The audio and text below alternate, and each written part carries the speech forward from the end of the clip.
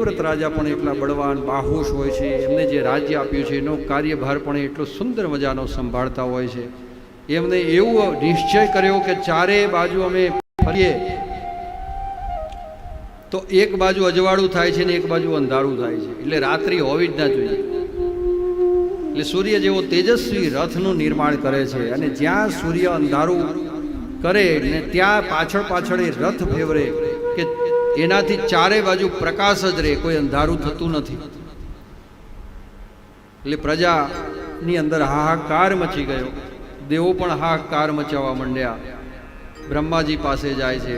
બ્રહ્માજી પ્રિયવ્રતને સમજાવે છે, કહે છે હે પ્રિયવ્રત, મેં રાત્રિ બનાવી છે વિશ્રામ માટે, કે જે જીવાત્મા છે એની કોશિકાઓ નાડીઓ આખો દિવસ કામ કર્યું હોય તો ઘસાઈ હોય, એટલે એની આંખોનો થાક હોય, એના મસ્તિષ્કનો થાક હોય, આ શરીરની અંદર જે કોશિકાઓ નાડીઓ છે એને થાક લાગ્યો હોય, એટલે એ બધી ઇન્દ્રિયોને આરામ મળી રહે એના માટે મેં રાત્રિનું નિર્માણ કર્યું છે. અને રાત્રિનું નિર્માણ એમને એમ નથી થયું કે મારે આખા જગતનો દ્રોહ સહન કરવો પડ્યો છે, કે જેના કારણે હું જગતમાં કોઈ મારું મંદિરે નથી ને મને પૂજતું નથી, એવું કલંક મેં ધારણ કર્યું છે ને ત્યારે આ રાત્રિ બની છે. એટલે રાત્રિ બધાના વિશ્રામ માટે છે.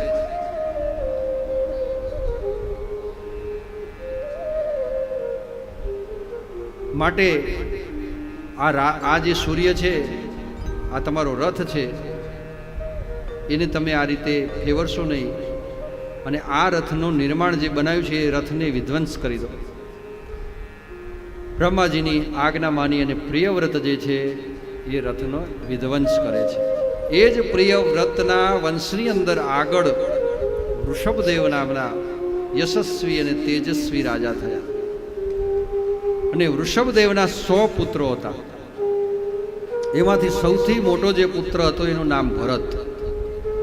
અને એમને પણ પૃથ્વીનું રાજ્ય એટલું સરસ ભોગવ્યું, પ્રજાનું એટલું પાલન કર્યું, પોષણ કર્યું, અને ખૂબ સારી રીતે પોતાની પ્રજાની સેવા કરી. પણ એમને જ્યારે નિવૃત્તિ માર્ગ લેવાની ઈચ્છા થઈ કે હવે મારે આ સંસારમાંથી નિવૃત્ત થવું છે, ત્યારે એમને અનહાત માર્ગ અપનાવ્યો.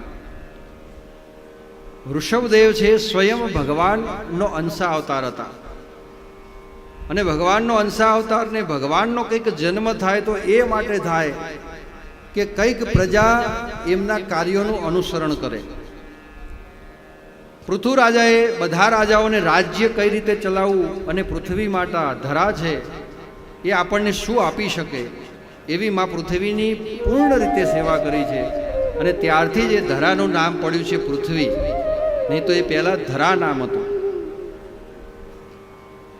એવી જ રીતે વૃષભદેવે અનહાત માર્ગ અપનાવ્યો. એટલે અનહાત માર્ગની અંદર તપસ્યા શું કહેવાય અને તપશ્ચર્યા કેવી રીતે થાય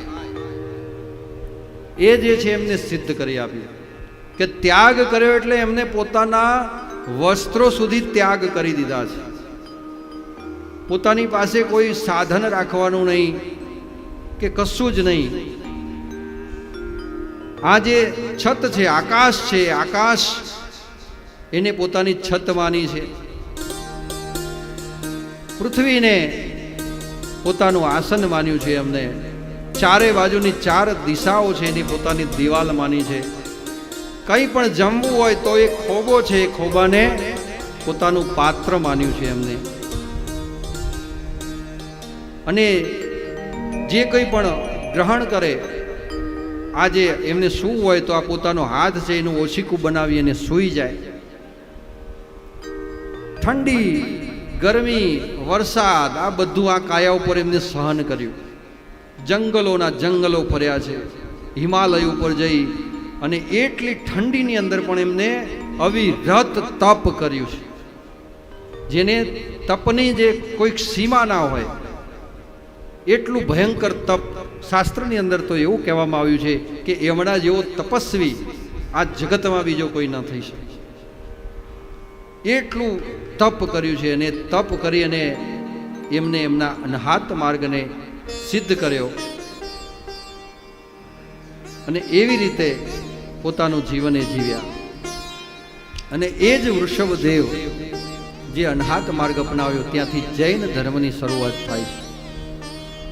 અને એ વૃષભદેવને જૈન ધર્મના જે અનુયાયી છે, જૈન ધર્મ પાળે છે, પોતાના પ્રથમ તીર્થંકર માને છે.